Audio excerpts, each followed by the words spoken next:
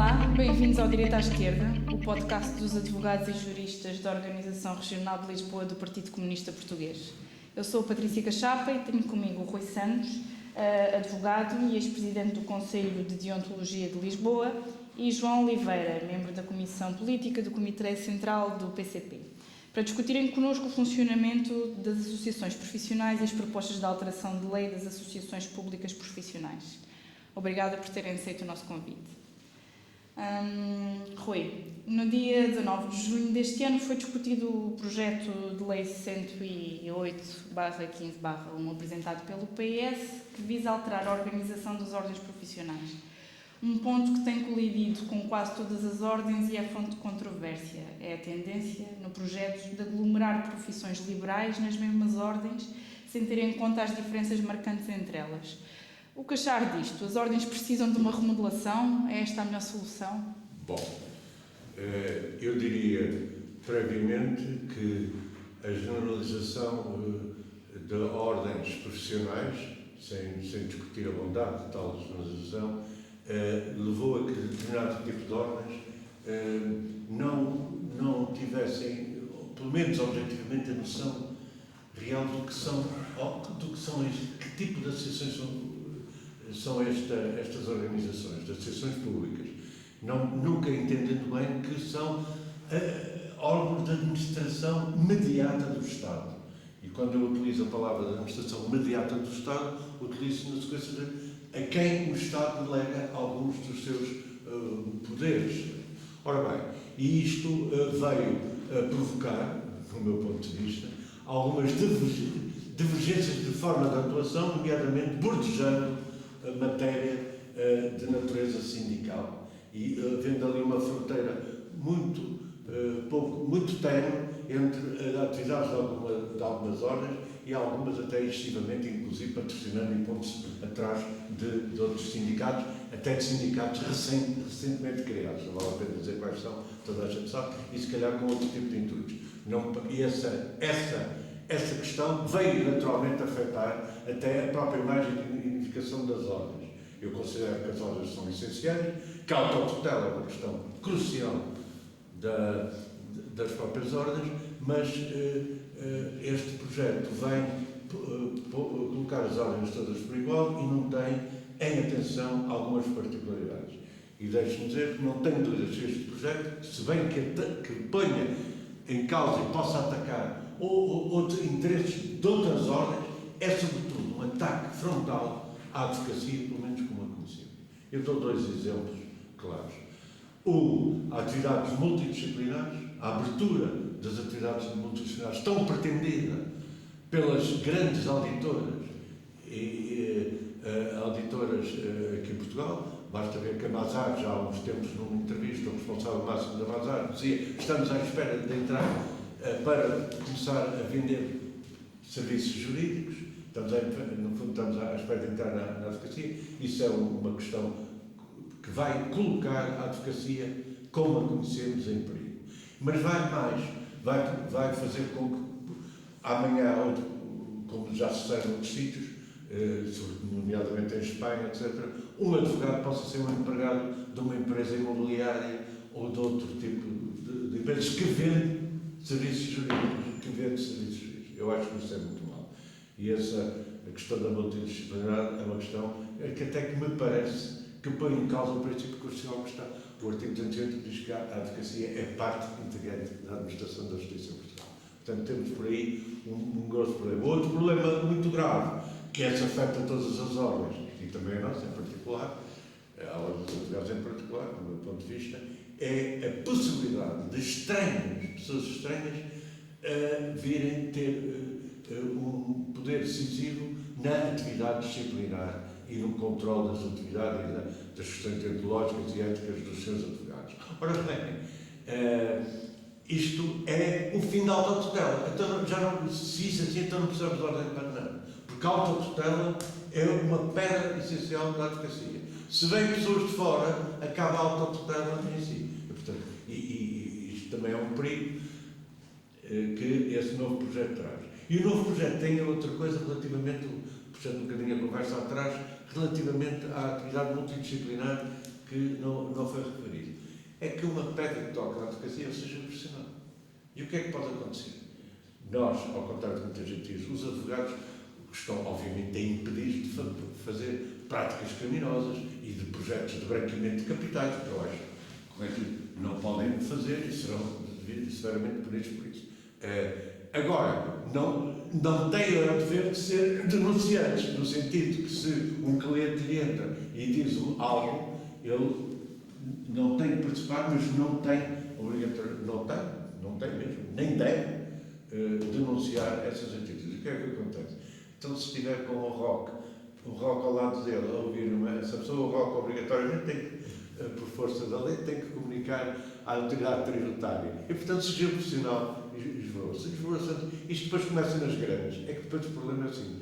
As grandes cidades estão encantadas com esta possibilidade. Mas começa nas grandes, depois estende-se.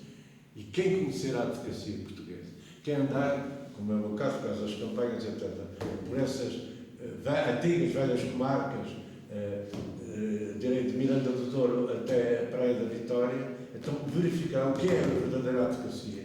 Aquele sacrifício de homens e mulheres que estão ali a defender os cidadãos, que todos os dias que têm num patrocínio social, que têm problemas que enfrentam, que ainda por cima ficam à espera de honorários de 2004, se calhar às vezes mais de um ano. Ora bem, tudo isto vai ser posto em causa. Só há uma coisa que me espanta no meio disto tudo, em termos dessa hipótese. Eu não percebo como é que, porque esta lei já andava pelos corredores da Assembleia da República há muito tempo, porque eu recordo que em 2013 ter estado num encontro com advogados, deputados e com juristas de todos os partidos, na altura, à data.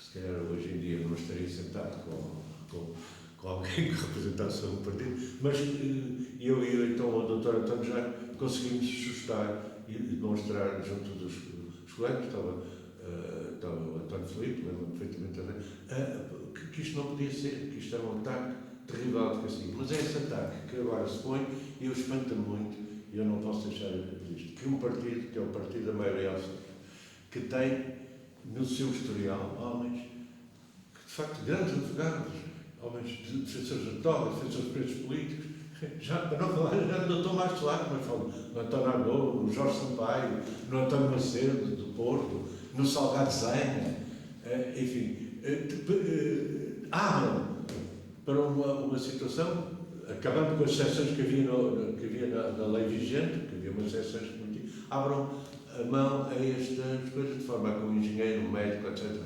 Não me parece que por aí se vá defender a advocacia enquanto elemento fundamental da administração da justiça. E com isso prejudica-se os cidadãos e aqueles que necessitam. João, hoje em dia as ordens têm recebido críticas por dificultarem o acesso às profissões que advogam proteger. Isto acontece não só como querem fazer acontecer na Ordem dos Advogados, porque dificulta o acesso dos licenciados às carreiras, como também insistem na não obrigatoriedade de remuneração aos estagiários, enquanto beneficiam do seu trabalho e ainda recebem por isso. Será hora de valorizar os estágios, reconhecendo que um estágio é também uma forma de emprego e logo merece uma remuneração digna e os mesmos direitos que os outros trabalhadores? Bem, essas são de facto duas questões críticas cada vez que discutimos o enquadramento das ordens. Aliás, até quando discutimos até para que é que serve uma ordem profissional. Na verdade, como o Rui dizia, as ordens profissionais são entidades que exercem poderes em nome do Estado e exercem os poderes que os órgãos competentes do Estado lhe delegam.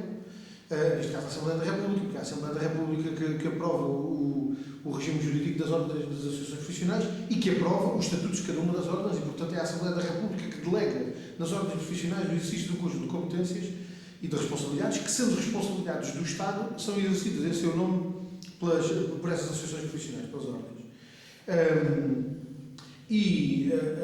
Quer em relação à questão do acesso às profissões, quer em relação à questão dos estágios, eu não querendo carregar muito nas tintas, acho que não consigo fugir de um elemento que me parece que é determinante nessa discussão. É que nós estamos a tratar de direitos constitucionalmente consagrados. o acesso a uma profissão ou a remuneração pelo trabalho são aspectos que são constitucionalmente consagrados como direitos. E é nessa medida, pelo menos na intervenção que temos tido ao longo dos anos nesta discussão, nós temos tratado destas duas matérias, quer identificando balizas que têm que ser fixadas na lei relativamente àquilo que é ou não a competência que as ordens profissionais assumem de possibilidade de regulamentação das condições de acesso à profissão. Nós estamos a falar de profissões que, sendo profissões reguladas, não são objeto de uma heterorregulação, ou seja, não são objeto de regulação pelo Estado, pelo poder político, são autorreguladas, e esse aspecto é um aspecto que coloca exigências acrescidas. Quando nós dizemos assim, então, mas os professores não têm a sua carreira regulada? Têm. Há o Estatuto da Carreira Docente, que regula o exercício da atividade, da profissão de professor e de educador de infância. Mas é uma heterorregulação, porque é a Assembleia da República que aprova aquela regulamentação, é o Governo que eventualmente pode alterar por via de decreto-lei, não há uma circunstância de haver uma autorregulação. Em relação a outras profissões, isso não é assim. O professor, em relação a médicos, advogados, arquitetos, e portanto, há este conjunto de profissões que são autorreguladas, a circunstância da autorregulação coloca-lhes redobradas exigências na forma como decidem das condições, quer de acesso à profissão, quer de outros aspectos que têm a ver já com a própria organização, digamos assim, dos vários sistemas de acesso à profissão. E, portanto, eu acho que é importante sublinhar este aspecto. Porquê? Porque em muitas circunstâncias, eu diria de uma forma geral, mas às vezes até dentro de algumas próprias ordens profissionais, cria-se a ideia de que aquilo é um Estado dentro do Estado. E, portanto, que uma ordem profissional, como tem competência de autorregulação da profissão, tem capacidade para fazer tudo. Nós tivemos, inclusivamente, uma circunstância caricata, e não vou identificar a ordem em causa, mas já tivemos uma circunstância em que uma ordem profissional dava-se ao desplante de dizer que os alunos provenientes de um determinado tipo de universidades eram automaticamente acreditados junto da ordem profissional. Os alunos oriundos de outro tipo de universidades não eram considerados acreditados, eram reconhecidos como habilitados para aquele efeito. E havia um terceiro género de licenciados, naquele caso, um terceiro género de licenciados provenientes de outro tipo de universidades, que esses então precisavam de um outro tipo, tinham uma outra categorização, e em relação a cada uma destas três categorias havia circunstâncias diferentes e exigências diferentes e requisitos diferentes para o acesso à profissão. Ou seja, tivemos uma circunstância em que uma ordem profissional capturava poderes públicos que são exercidos pelo Governo. É o Governo que tem capacidade para reconhecer e acreditar os cursos de ensino superior, e se o Governo reconhece um determinado curso e o acredita como tal, não há como fugir a essa circunstância. Ora, nós já tivemos uma circunstância que havia uma ordem profissional. Aliás, isso deu uma chatice enormíssima, ações em tribunal, condenações da ordem profissional, reconhecimentos administrativos de capacidade para o exercício da profissão, inclusive ao contrário do próprio regulamento da ordem profissional, porque ele foi reconhecido como ilegal. Ou seja, essas circunstâncias são circunstâncias. A autorregulação coloca problemas grandes. E coloca problemas grandes, sobretudo nestes dois domínios. O domínio do acesso à profissão, que é de facto uma das questões que é das mais melindrosas, porque está-se efetivamente a tratar de direitos constitucionalmente protegidos, nomeadamente do acesso ao emprego e a uma profissão.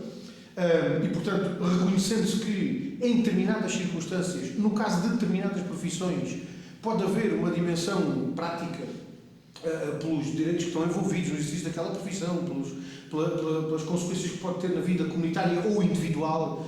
Quando estamos a falar de um médico, digamos assim, que é mais a saúde e a vida do próprio doente que pode estar em causa. No caso dos advogados, pode ter em causa a liberdade de um cidadão, não é? Pode estar em causa a liberdade do cidadão.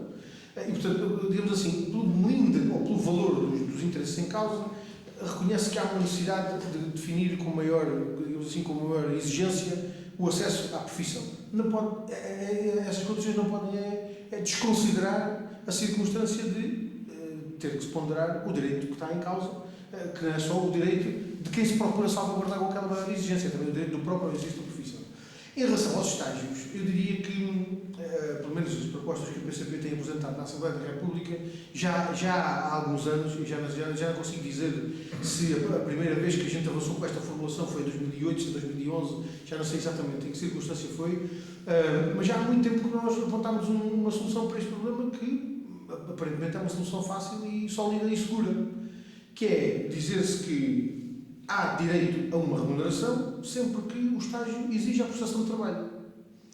Há circunstâncias em que a realização de um estágio não exige a prestação de trabalho. Se o estágio não exige a prestação de trabalho, digamos assim, não há aquilo que determina a exigência da remuneração. Na circunstância em que há uma prestação de trabalho, a prestação do trabalho tem que ser remunerada. E, portanto, eu diria que este critério é um critério que me parece relativamente simples. Eu diria que há até muitas circunstâncias em que a própria realização do estágio profissional pode implicar a prestação de trabalho apenas a partir de um determinado momento e não até essa altura, em que o próprio trabalho, que em algumas circunstâncias o estagiário faz, nos casos é considerado como trabalho efetivo, do qual beneficia também quem, digamos assim, enquadra aquele estagiário. Noutros casos, não há propriamente essa prestação de trabalho. Havendo trabalho realizado pelo estagiário, ele não é aproveitado, digamos assim, no conjunto da organização em que este estágio é realizado. Nessa medida, pode não ser considerado trabalho remunerado, porque não há propriamente uma prestação de um trabalho, efetivamente, que corresponda a essa exigência de remuneração. Esse critério parece-me que continua a ser um bom, digamos assim, um bom barómetro, continua a ser um bom critério para identificar as circunstâncias em que a remuneração deve ser em que a remuneração é devida, né? E em que o direito à remuneração deve ser reconhecido. Eu julgo que isto teria até uma vantagem, que era a de prevenir conflitos em vez de ter que intervir no momento em que eles já existem. Porque se a lei fixasse com clareza esse critério, eu diria que não haveria nenhum estagiário, nem nenhum patrono do estagiário, seja ele em que circunstâncias for, não haveria ninguém que, digamos assim, à partida, não qualificasse as circunstâncias em que o estágio é realizado. Não é? E, portanto, na prática, isso poderia até contribuir para prevenir as circunstâncias em que acaba por haver depois um conflito em função dessa circunstância, mais até do que intervir como regra para resolver esse conflito. De qualquer forma, isso são duas questões que vão continuar em cima da mesa. Aliás, a discussão está novamente colocada também nesses termos. Ela, de facto, não se coloca da mesma forma para todas as profissões reguladas em que há ordens profissionais. Há circunstâncias em que aquilo que corresponde ao estágio para o acesso à profissão é ele próprio enquadrado como já uma parte da carreira profissional e regulado como tal. O caso dos médicos é evidente. Os médicos, quando entram para a especialidade, a partir desse momento são considerados médicos internos, têm digamos assim, a sua circunstância própria definida nos termos da carreira médica. A carreira médica incorpora aquilo que corresponde ao estágio, né, de acesso à profissão como parte da própria carreira. Há outras profissões em que isso não acontece, né? E, portanto, eu tenho a ideia que ainda assim é a maioria em que isso não acontece, mas eu julgo que uma solução dessa natureza poderia ajudar a resolver muitos dos problemas que estão em cima da mesa. Agora, eu diria assim, nestas primeiras duas perguntas a gente já abordou provavelmente aquilo que é o grosso da polémica, digamos assim, ou das questões que são verdadeiramente decisivas nesta discussão que está a ser feita. As questões do acesso à profissão, as questões das remunerações dos estágios e as questões que têm a ver com as sociedades multidisciplinares, ainda não... Multidisciplinares. Eu ainda não estou muito convencido de que multidisciplinar seja o melhor termo, não sei se é multidisciplinar, se é multiprofissional, porque em muitas circunstâncias nós já temos efetivamente sociedades, até envolvendo apenas profissionais de uma profissão, que acabam por tratar de disciplinas diferentes dentro da mesma profissão, mas eu acho que isso até é um aspecto secundário. Aquilo que verdadeiramente é relevante é o envolvimento de várias áreas de atividade e digamos assim, várias origens da prestação de serviços numa mesma entidade prestadora desse serviço, e essa é que é verdadeiramente a polémica. Portanto, eu diria que essas três questões são, de facto, as três questões nucleares desta discussão que agora vai ser novamente feita. No que diz respeito ao acesso à profissão, permita-me uma nota pessoal, eu estou particularmente à vontade. Eu fui presidente da Comissão Nacional de Estágios de Formação da Ordem dos Advogados durante 3 meses, demeti-me ao fim de 3 meses em rota colisão com o bastonário António Marinho Pinto, que aliás não era muito difícil de ter ruptura, precisamente porque ele tentou impor um exame de acesso ao estágio. Ou seja, eu disse, isto é manifestamente inconstitucional. E a Ordem não pode, aliás, na esteira do que diz aqui João Velho, estar a sindicar a Academia. Isto, para mim, é muito claro. Quer dizer, não é a Ordem que está a sindicar. Por isso também sempre me manifestei contra alguns exames de agregação que iam para lá fazer perguntas fora da prática processual, iam para lá fazer perguntas de direito e a Ordem não tem poder nem autoridade para estar a sindicar as universidades. Isto para mim parece-me o ensino para estar a sindicar. E, portanto, demiti-me dessa vez. Estou praticamente à vontade disso e subscrevo inteiramente o que o João disse, nomeadamente porque há ordens que se entendem como quase um Estado dentro do próprio Estado. Sendo certo que há depois, tem uma certa amplitude regular, depois algum tipo de carreiras e de avanço na carreira, eu estou velhos, mas há um exemplo típico em que também o estágio é remunerado, que são com a carreira de farmacêuticos e com aquilo que se chama o acesso à residência, que no fundo há o internato médico e há a residência farmacêutica, que durante 3 anos nos permite isso, mas isso está perfeitamente até enquadrado legalmente, e depois a forma como se faz isso, etc., isso sim incumbe às ordens dentro da especificidade de cada uma delas.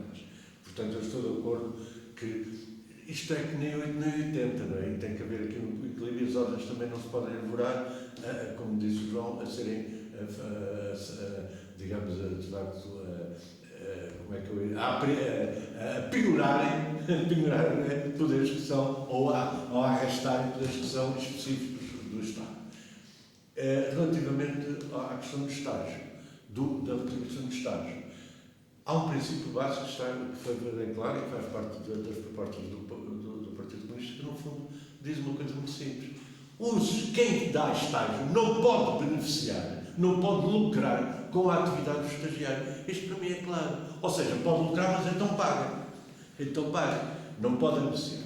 No entanto, no que concerne à advocacia, temos que ter algum cuidado neste tipo de situações.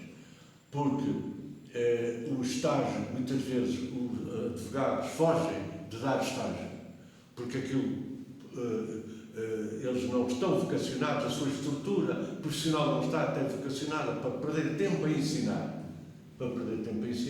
E muito menos, estou a pensar por esse Portugal fora, pequenos escritórios que poderão, vamos supor, um caso agora, porque como estive recentemente em campanha por causa da ordem, vamos pôr a cidade da Praia da Vitória, em que está um advogado num cubículo, sozinho, e que certamente teria todo o interesse em que o filho de um amigo, etc., viesse para lá estagiar e até estar com ele ali e trocar impressões. Esse não tem a mínima capacidade para remunerar, seja o que for. Às vezes nem sequer parece remunerar ele próprio, porque por exemplo, na Ilha Terceira, 90% dos advogados têm fazem sempre apoio judiciário com os inerentes, os honorários que são de tabela de 2004 e com os pagamentos à la longa, não é? Como se diz. E, portanto, isso pode ter muita atenção. Este princípio é inquestionável, mas é preciso ter muita atenção. Cuidado, pode depois haver aí falha de patronos e haver muitos licenciados que têm. Eles já agora têm. Eu não sei. Outra coisa é o conjunto de estagiários nas grandes e médias sociedades, e até em advogados práticos lá, que estão também a trabalhar para o patrono. E, portanto, isso aí é evidente que tem que ser remunerado. Isso aí tem uma relação que eu, às vezes, em alguns casos, bordeja claramente o contrato de trabalho, portanto, tem que ser remunerados por isso. Mas é preciso ter atenção a ter estes casos particulares, e no que concerne à advocacia, nomeadamente a advocacia praticada por escritórios onde há um patrono que trabalha sozinho, por vezes não pode abarcar 2, 3, 4 estagiários se tiver que os remunerar. Não consegue. Essa é a minha ideia. Também há um limite de 2 estagiários. Sim, também há um limite de estagiários. Isso também é outro problema. Rui, os profissionais liberais ainda se sentem representados pelas ordens, continuam a sentir a necessidade destas organizações. O problema reside no facto de haver ordens ou na forma como as ordens exercem as suas funções?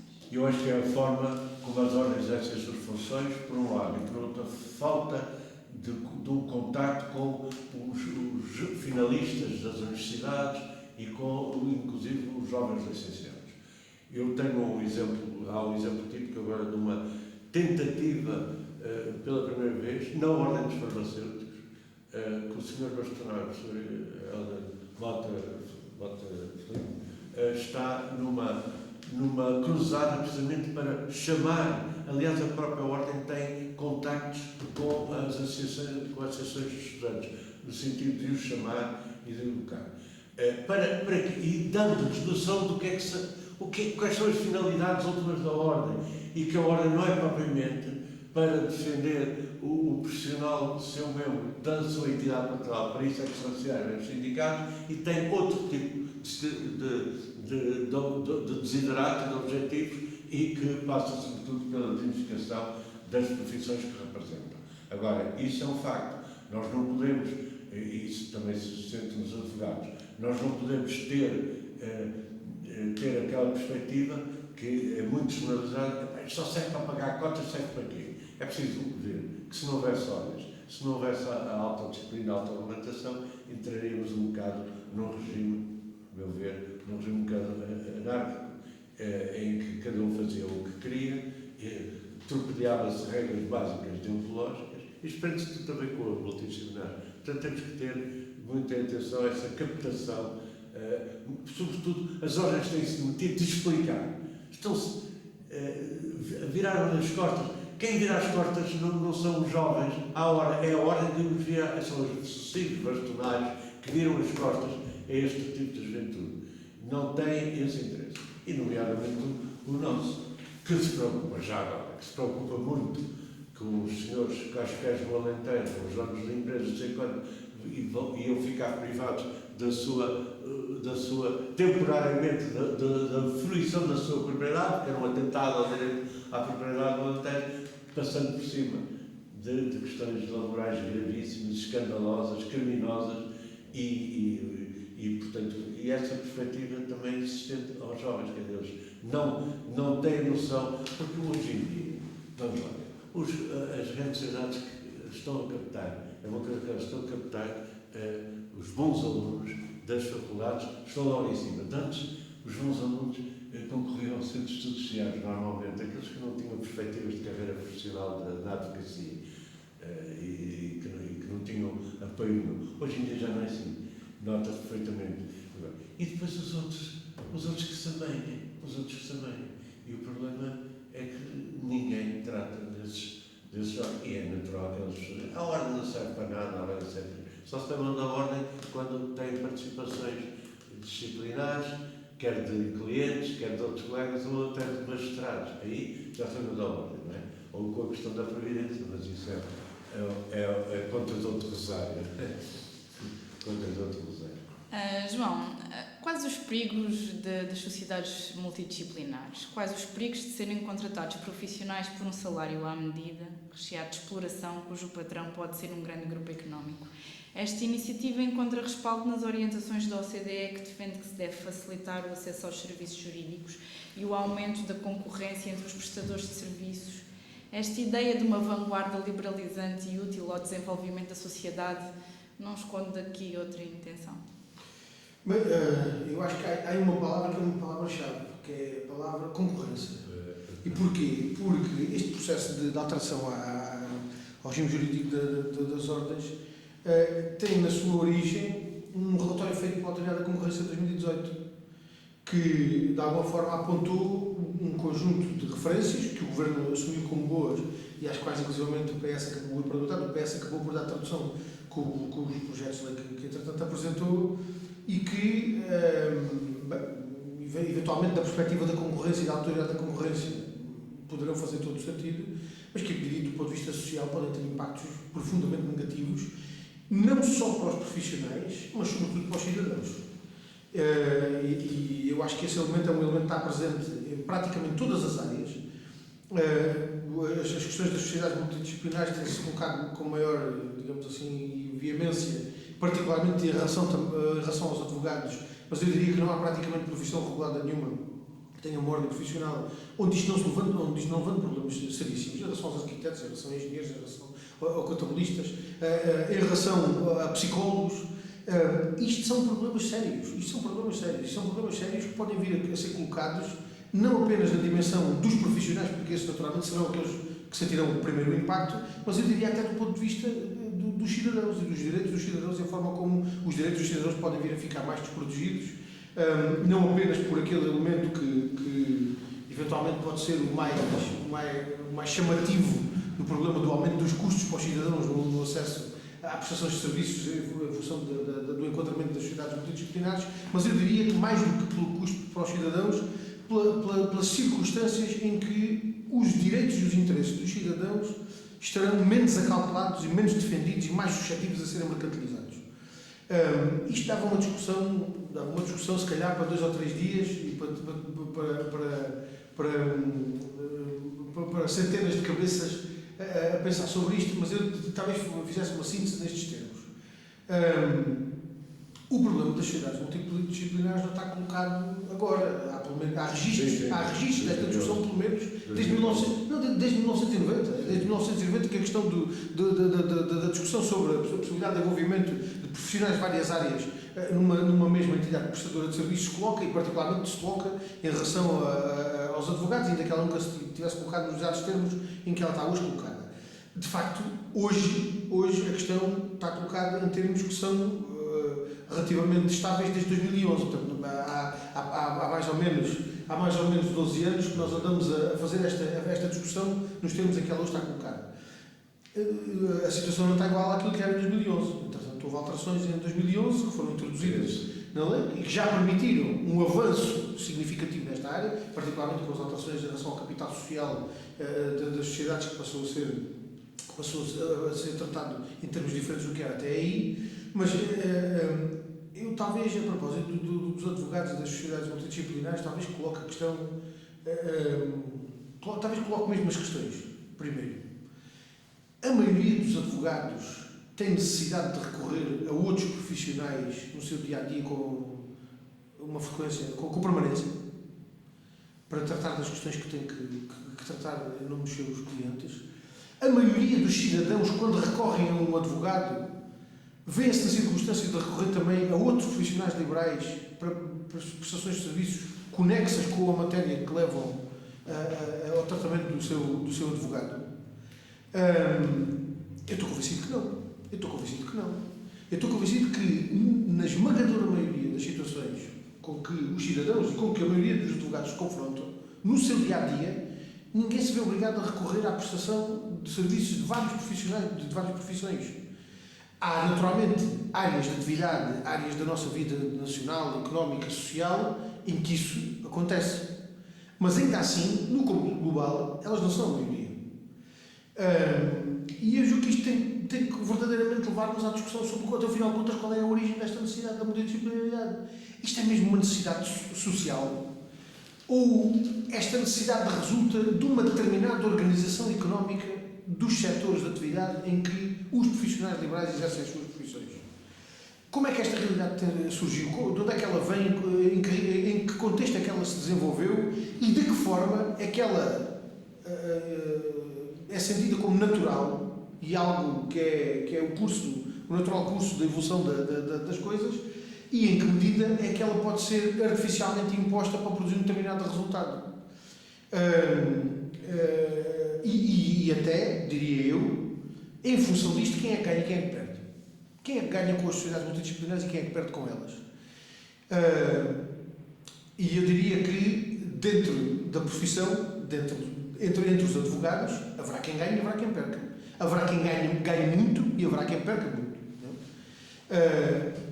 Porquê? Porque, objetivamente, aquilo que está em discussão a propósito das sociedades multidisciplinares é a organização económica da prestação de serviços de um conjunto de atividades com implicações do ponto de vista das circunstâncias concretas em que os profissionais desempenham essas atividades. O Rui já aqui fez uma referência que eu acho que é talvez um dos aspectos absolutamente essenciais, que tem que ver com a discussão que nós estamos a fazer neste momento, sem a fazer relativamente a questões tão determinantes da advocacia como a associação ao sigilo profissional. Sem termos esta questão como uma questão de primeira linha, é disto que nós estamos a tratar. E podemos estar a tratar de uma reconfiguração absoluta das características próprias do exercício da advocacia, fazendo conta que não é isso que está em discussão, ou fazendo conta que não são esses os aspectos relevantes desta discussão. Mas são. E eu diria que, naturalmente, há um conjunto de objetivos que me parecem claros. Não é?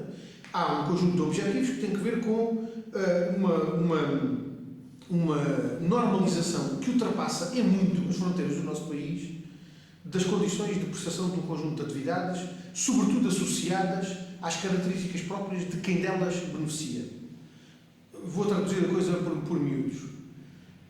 A mercearia que temos aqui 2 quarteirões ao lado precisa de recorrer a uma sociedade que preste serviços de advocacia, de contabilidade, de tecnologias de informação, de peritagens económico-financeiras. Não precisa, quando muito precisa de um contabilista em permanência e eventualmente poderá precisar de um advogado que, ou pontualmente, ou até com um caráter mais permanente, vá considerando os aspectos, os problemas, as dificuldades que eventualmente surjam do ponto de vista de cumprimento de contratos, do ponto de vista de diferentes com o Estado, o que quer que seja. Uma multinacional precisa que a sua atividade na Alemanha, em Portugal, na Albânia ou na Índia esteja devidamente assegurada do ponto de vista de todos estes aspectos que acabei de referir como exemplo. Dá-lhe jeito até poder recorrer a uma única entidade. Dá-lhe jeito até poder recorrer a uma única entidade num espaço territorial tanto mais alargado quanto possível.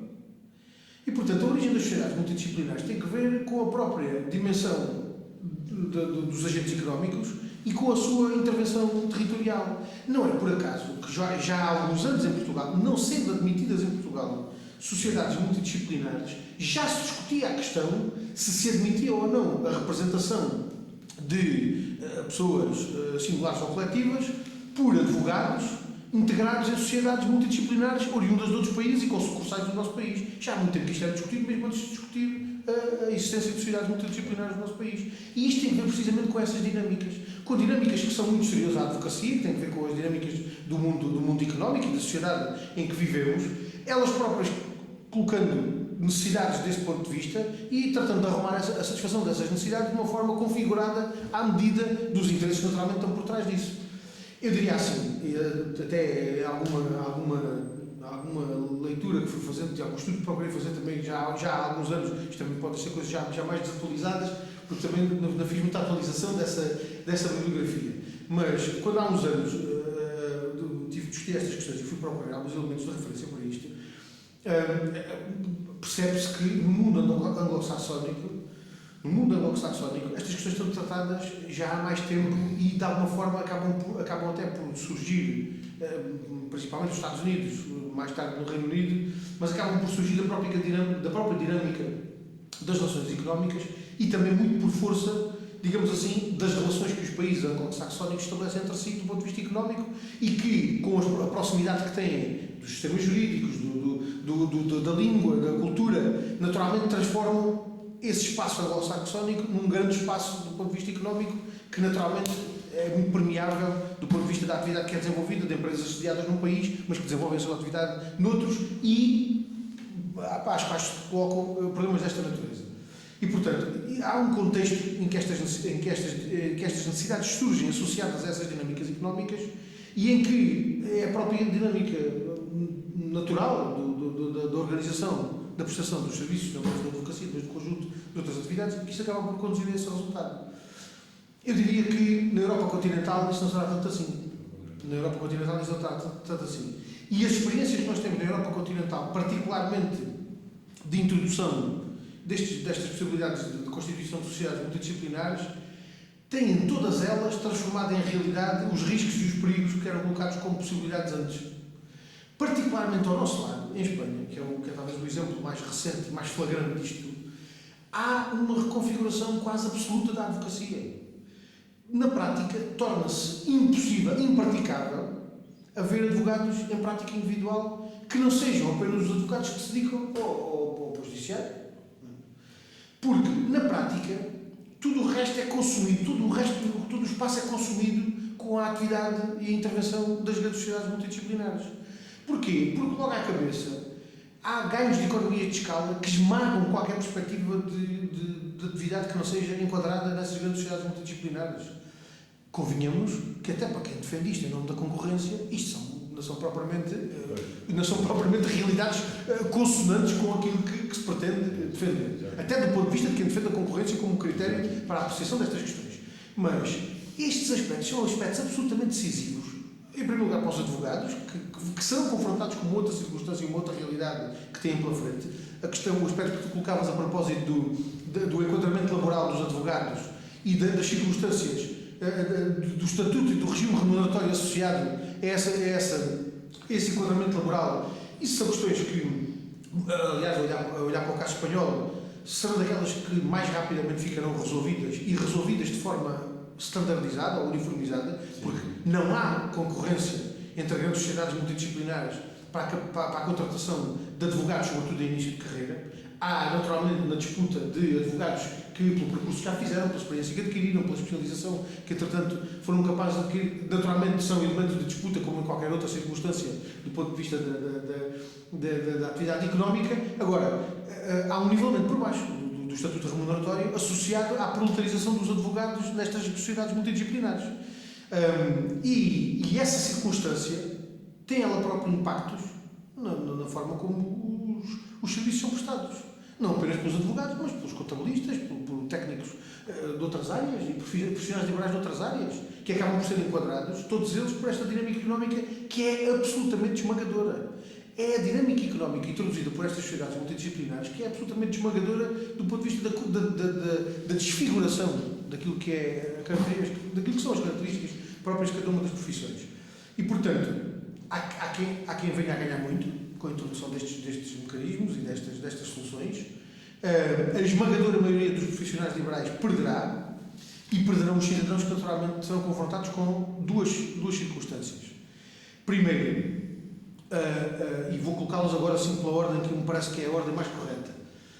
Primeiro, uma desproteção ou secundarização da defesa dos seus interesses perante dinâmicas de mercantilização que estão associadas à própria atividade dessas sociedades multidisciplinares. E não estou só a falar de um advogado que, no âmbito de uma sociedade multidisciplinar, possa vir a confrontar-se com a circunstância de lhe determinar que ele não deve prestar o serviço desta forma, deve prestar daquela, porque aquela que ele está habituado acarreta mais custos e mais encargos para a sociedade, ou significa desperdício de capital que pode ser realizado e que de outra forma não é. Ou seja, já nem sequer estou a falar disso, estou a falar da secundarização daquilo que são os critérios verdadeiramente relevantes para a proteção dos serviços dos cidadãos, para a proteção dos direitos dos cidadãos, que exigem uma prestação do serviço por parte de um profissional liberal, seja ele um arquiteto, um advogado, um contabilista, o que seja, em função de um determinado enquadramento, que já não é possível numa sociedade multidisciplinar, porque o enquadramento e até a própria lógica de subordinação daquele profissional liberal no quadro de uma sociedade multidisciplinar impede de encarar a prestação daquele serviço dessa forma. E, naturalmente, depois há um segundo aspecto que me parece que é particularmente relevante deste ponto de vista. É que, se para os profissionais, para a esmagadora maioria dos profissionais liberais, e no caso dos advogados, a possibilidade de constituição de sociedades multidisciplinares vai significar uma redução da sua remuneração e uma redução do seu estatuto remuneratório, para a esmagadora maioria dos cidadãos isto significará um aumento dos custos e dos encargos com a prestação desses serviços. Porquê? Porque, naturalmente, quem monta uma estrutura para prestar um conjunto de serviços diversificados, naturalmente tem que fazer cobrar esses serviços nas circunstâncias em que eles são prestados, precisa ou não precisa daquela estrutura. Não é? Porque se há uma sociedade multidisciplinar que precisa todos os dias de 10 advogados e 10 contabilistas, mas só precisa de vez em quando de um consultor informático ou de um perito económico e financeiro, naturalmente esses outros profissionais são pagos de uma forma diferente daquelas que são os advogados aos contabilistas. E naturalmente esses custos não vão ser só repartidos por um cliente, porque nessas circunstâncias mais valia contratá-lo diretamente. E portanto esses custos vão ser repartidos por todos os clientes da sociedade multidisciplinar. A prazo isto significará um aumento dos custos dos encargos para os cidadãos, com uma situação que estará ainda mais longe da concorrência do que aquela que nós temos hoje. Porque naturalmente a criação de vários conglomerados de grandes sociedades multidisciplinares, ainda por cima, numa circunstância em que praticamente deixará de haver grandes sociedades profissionais de origem nacional, que é aquilo que é a realidade que nós temos hoje. Nós hoje, quando falamos das grandes sociedades, já falamos de uma realidade diferente daquela que existia até 2011. Porque em alguns aspectos, as grandes sociedades já não são elas próprias só exclusivamente nacionais. Mas a partir do momento em que as sociedades multidisciplinares estiverem instituídas, essa realidade desaparece por completo. Porque serão as grandes consultoras que tomarão conta do negócio.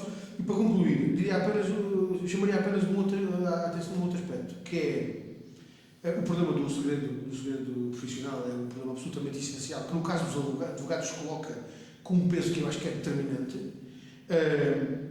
Mas, para lá do segredo profissional em relação aos advogados e para todos os outros profissionais liberais que possam vir a estar integrados em sociedades desta natureza, colocar-se-á a prazo um problema que já está colocado neste momento.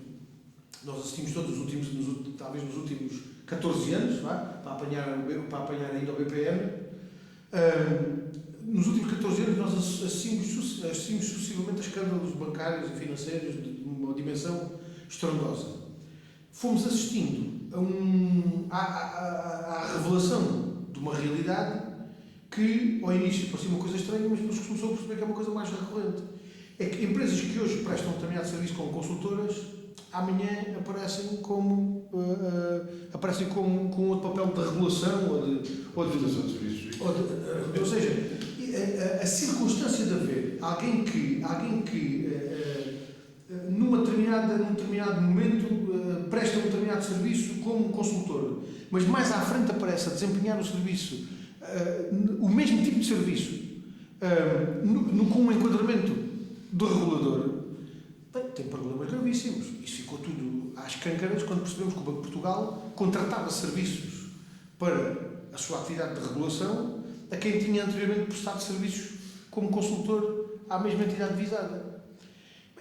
Eu não sei se toda a gente ficará descansada, tranquila, dormirá de consciência tranquila com estas condições de conflitos de interesses reais e objetivos.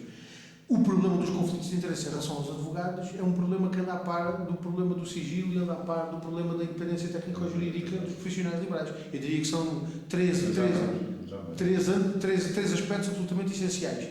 Se entender que os advogados podem estar sujeitos a circunstâncias de conflitos de interesses como estas que acabei de relatar, bem, eu diria que a partir daí tudo é possível, porque já nada travará qualquer desenvolvimento negativo de aspectos como estes.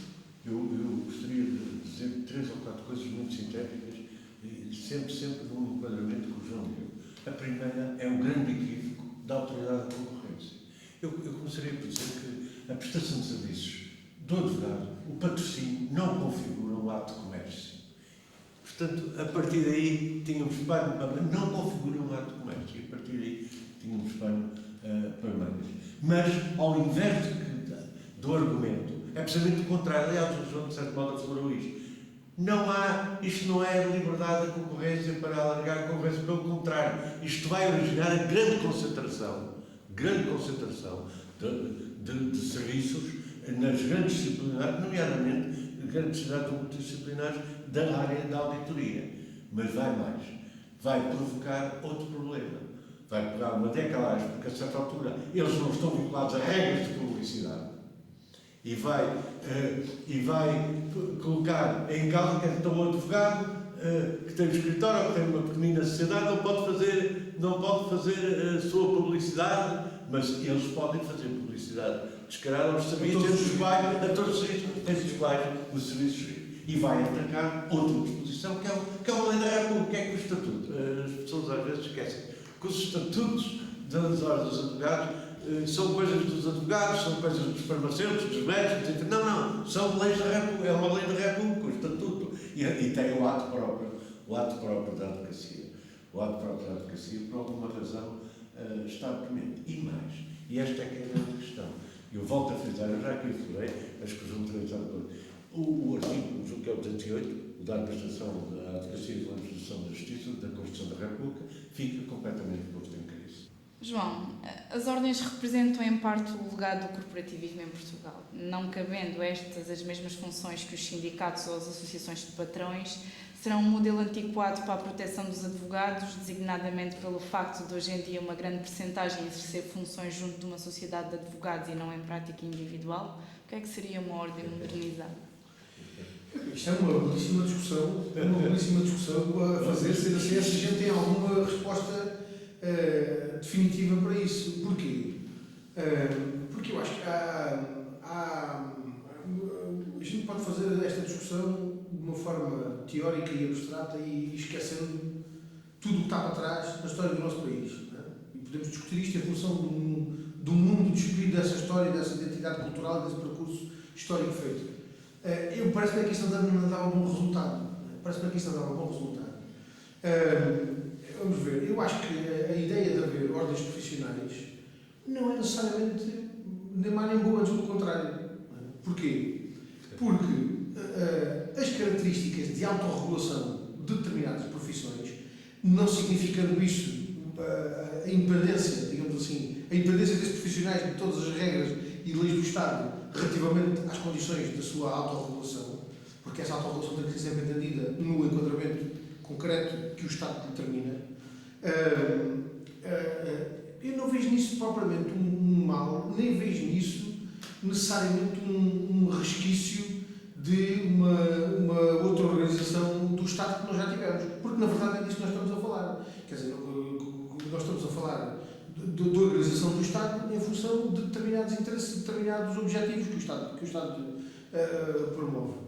Eu diria que a existência das ordens profissionais não é uma perturbação ao regime democrático, não é uma realidade contraditória ou conflituante com a concepção do Estado democrático como a nossa Constituição prevê, desde 76. Já nem digo a versão da Constituição de hoje. Digo, mesmo na versão da Constituição, no texto da Constituição de 76, a existência de ordens profissionais não é uma realidade conflituante nem contraditória com essa concepção da organização democrática do Estado e em função dos objetivos que estão cometidos ao Estado.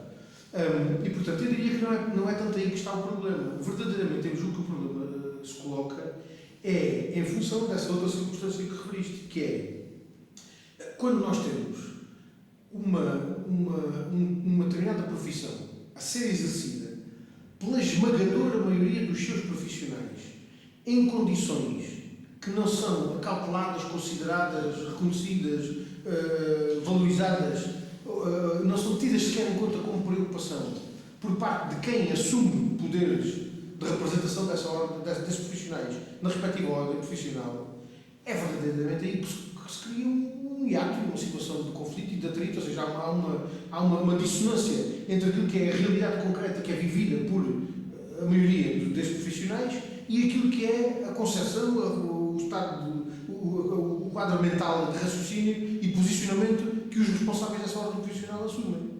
Nessas circunstâncias, essa dissonância tem que ser resolvida, mas de uma forma democrática de resolver. Que é o quê? Que é encontrar soluções à frente das ordens profissionais, de ter gente que corresponda, que compreenda, que conheça, que se preocupe com aquilo que são as circunstâncias em que a maioria desses profissionais liberais se encontra. Porque as ordens profissionais não têm que ser, digamos assim, caixas de ressonância de um determinado setor. Não têm que ser caixas de ressonância de um determinado setor. As ordens profissionais exercem poderes que são delegados pelo Estado e que têm como fim último a proteção dos direitos dos cidadãos e a criação de condições que assegurem a proteção dos direitos dos cidadãos, seja em relação à sua saúde e à sua vida, como é o caso dos médicos, dos farmacêuticos ou de outros, ou dos psicólogos, seja em relação a outros aspectos da sua vida, como é o caso dos advogados, dos arquitetos e de outros profissionais. E, portanto, essa exigência, digamos assim, que motiva a criação de uma ordem profissional deve ser o critério que fixa o padrão relativamente à atuação que a ordem profissional deve ter. A ligação, da forma como esse poder é exercido com os próprios profissionais, bem, é uma ligação que tem que ser exigida pelos próprios profissionais. Vou fazer aqui o paralelismo que o Rui há pouco recusava, e que eu estou de acordo com ele, quando ele o recusava. O Rui há pouco dizia: as ordens não são sindicatos. E não são. As ordens não são sindicatos. Não têm a função, não têm como parte das suas funções, das suas responsabilidades, fazer a representação sindical que só as associações sindicais devem fazer. Há aqui um denominador comum, que é um aspecto, se calhar, absolutamente secundário nisto tudo. É que, quer nos sindicatos, quer nas ordens profissionais, quem representa cada uma das entidades é escolhido pelos próprios. Tal como os delegados sindicais e os dirigentes sindicais são eleitos pelos trabalhadores sócios desse sindicato, também os representantes de uma determinada ordem profissional são eleitos pelos seus pares, pelos profissionais liberais que estão inscritos nessa ordem profissional. E nessa medida têm que ser os próprios profissionais a determinar quem é que querem ver à frente das suas instituições e em função de que programa, em função de que preocupações com as condições de exercício profissional que em cada profissão se verificam. O facto de nós, o Rui há pouco também fez essa referência a propósito daquela circunstância concreta, o admira, e da forma como para a generalidade da sociedade. Se nós nos pusermos na pele de um cidadão que não tem formação nenhuma em direito e que não tem noção nenhuma daquilo que são as questões jurídicas que em cada circunstância podem estar colocadas, quando todo o país estava chocado com as circunstâncias absolutamente desumanas a que aqueles cidadãos estrangeiros estiveram sujeitos durante sabe-se lá quanto tempo e em que foram colocados, em que foram encontrados e que foram identificados naquela circunstância concreta, de repente colocar como primeiro problema a propriedade de uma casa de férias numa determinada instalação imobiliária, é verdadeiramente isso. É verdadeiramente isso que corresponde ao sentido geral da sociedade. Eu pergunto até, era verdadeiramente isso que correspondia ao sentido geral de preocupação como é que é dizer, de impulso humano, digamos assim, de sentimento humano dos próprios advogados? Parece-me que é uma coisa um bocado discrepante.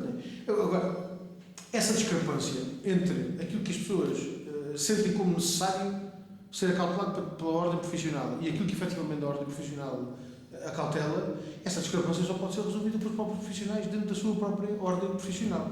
Isto, eventualmente, particularmente no quadro das eleições para a ordem dos advogados, neste momento poderá ser até mais claro em função da discussão que tem que ser feita nesse âmbito, mas eu julgo que as pessoas, quando elegem os órgãos das suas ordens profissionais, têm que ter verdadeiramente em conta que aquilo que estão a fazer é a escolher quem vai exercer, em nome da ordem, aqueles poderes que são delegados pelo Estado e o sentido que querem que o exercício desses poderes tenham.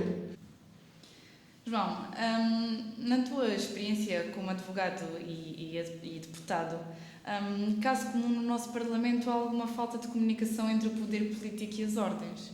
Ou será um caso em que a comunicação não falha, mas o que falha é o que está a ser comunicado e quem comunica?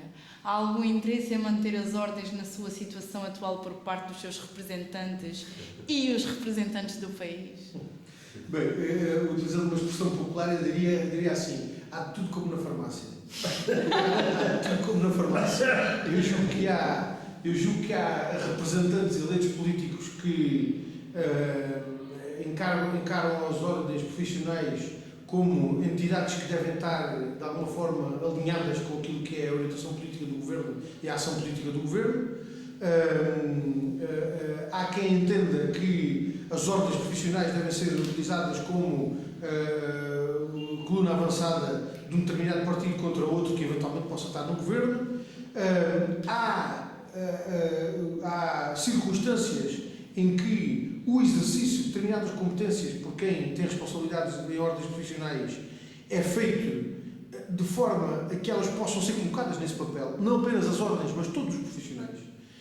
Eu, ao longo dos anos em que fui deputado na Assembleia da República, assisti com alguma frequência a circunstâncias em que as pessoas que em determinado momento estavam à frente de uma ordem profissional utilizavam a sua posição enquanto representante daquela ordem profissional para alcançar determinado tipo de objetivos, ou de apoio, ou de crítica ao Governo, mas numa circunstância e noutra, mais por determinação propriamente de orientação económica e de interesses económicos, do que propriamente por digamos assim, por preocupação com o interesse público. E, portanto, de alguma forma, a comunicação ou a capacidade de comunicação parece sempre condicionada por esses objetivos. Se há alguém no governo que tem uma perspectiva de que, tendo que ouvir uma ordem profissional, a opinião dessa ordem profissional vai ser contra a opinião do governo, procura por todas as formas evitar que isso aconteça, procura esconder as intenções dos processos legislativos que eventualmente venham a ser postos em marcha, procura ouvir as ordens profissionais só no momento em que as decisões já foram tomadas e já haverá pouco a fazer, e portanto isso não é propriamente, digamos assim, um problema de comunicação, é um problema dos objetivos que determinam esse tipo de comunicação. Ainda assim acho que aquilo que é verdadeiramente decisivo e que é útil nessas circunstâncias é que, percebendo cada um o espaço de intervenção e a esfera de ação que tem e o espaço de competências próprias que tem para exercer, cada um as assuma com a exigência que elas colocam. Não é?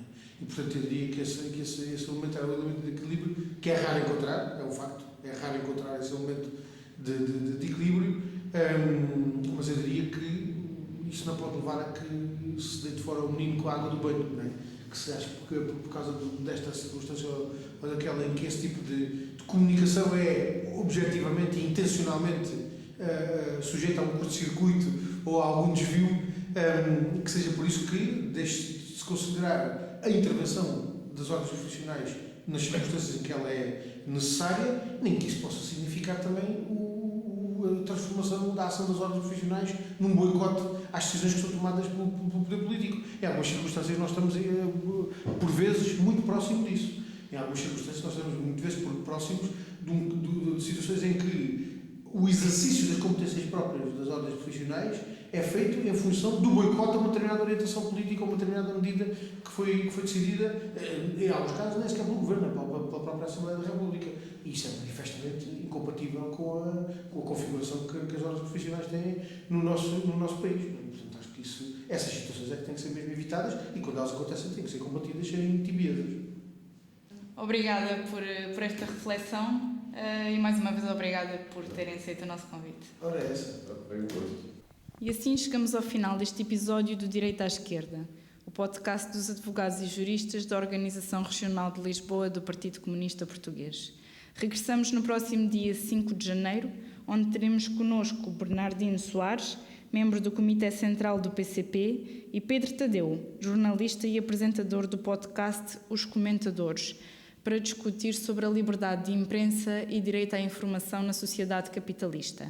Até lá, sigam-nos no Spotify, nas redes sociais, subscrevam e partilhem. Até à próxima, avante!